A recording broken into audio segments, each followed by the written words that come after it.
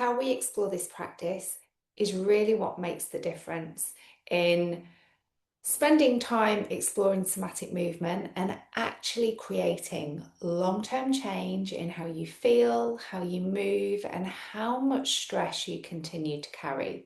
If you really want to peel away the layers of stress, if you actually want to experience that place of feeling more supple and more relaxed, paying attention to how you explore your practice, being clear on how you explore your practice is really what is going to make the difference for you. So I'm going to share some of the main areas, the main ways of practicing that really make that difference. So firstly, it's going to be exploring with awareness. If you notice you've been laid on your mat or sat in your chair for 10 minutes and your mind is constantly going to other things, you're constantly being distracted, recognize that. Notice, okay, now maybe isn't the best time for me, and come back to it another time. But even just recognizing that your mind is wandering and it's difficult to focus on your felt sensations is your practice. So exploring with awareness. And then as you go through the movements, being sure that you're going through those 3 stages of pandiculation. So 3 clear steps of contract, release, and rest. And to learn a little bit more about those 3 stages and the skill of pandiculating, I've got another video that breaks that down even more for you. But just being sure that when you're going through the movements, you are actually pandiculating. There is a difference between that intentional movement and flowing and moving with awareness. So being clear on how is it that you're actually moving. And then thinking about how much effort you're putting into your practice. So you might be of the mindset or the belief that working harder, putting more effort in is going to get you bigger results. And there's a lot of conditioning in society, in our culture, that would make us believe that. I mean, we may well have approached life in that way. But actually, the opposite is true of this practice and becoming more supple and releasing that chronic hidden tension. There's this sweet spot in our level of effort, of putting enough effort in, of contracting our muscles enough that we can feel it, but only as much as is necessary to feel it. So you might notice, depending on what's been going on in life and how you've been feeling, that some days you're just really ramming your foot down full on the accelerator and putting a lot of effort in. And you might notice other days that actually you're moving with more awareness, more gentleness, that you don't have to put lots of effort in order to be able to feel. So being aware that less effort is actually more effective here. And then we've got the focusing on the feeling. There's a lot in life, and especially when it comes to exercise and movement, which we kind of might associate this practice with exercise, in that we focus on the doing so many reps, doing so many minutes and hours, doing so many repetitions. So notice if you're falling into that habit and approaching your somatic movement in that way. And then come back to the most interesting thing about this practice is the feeling of it. What are you noticing? What sensations can you sense and observe as you go through this practice? And that is going to help you to focus on the change that you're creating rather than any target or goal that we might be end gaming for. Again, it's about what's taking place in the process, what you can sense and feel. This really is a practice of being able to feel yourself. So coming back to that focus when you notice you're going to a target or a goal or you're end gaming. And what helps us with that is the pace at which we explore our practice. So often it's a case of slowing down rather than speeding up. But when we move slowly, we have an opportunity to actually experience the sensations that are taking part in every stage of our pandiculation. If we move too quickly, we miss the subtle increases of contraction, so we know where we can stop.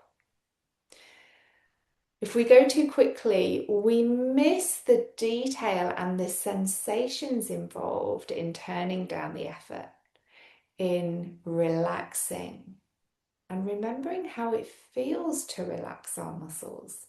This might be a very long forgotten feeling. And then when we really take our time to rest at the end of that release, then we get to visit it. It becomes a more familiar place that we can be in. If we've been carrying a lot of chronic tension for a long time, it might be decades, it might be many, many years, then that place of relaxing, that process of relaxing, coming to that place of rest might be very unfamiliar to us.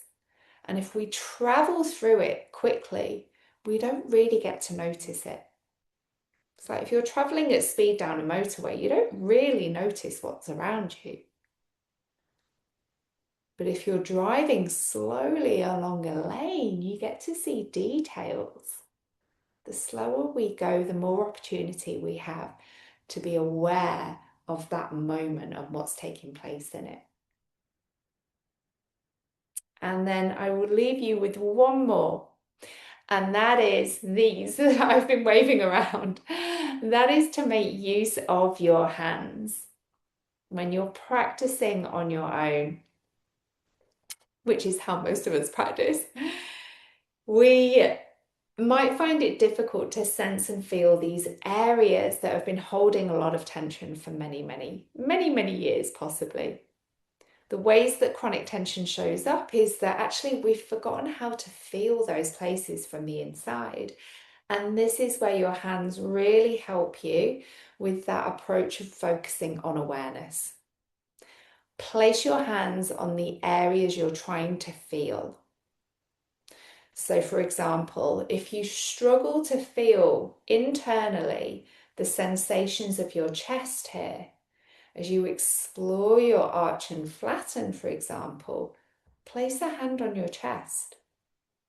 So you can bring awareness to this area. You can make it clearer and easier to your brain, to your focus, the sensations here. Equally, if you struggle to feel your lower back, pop your hands there.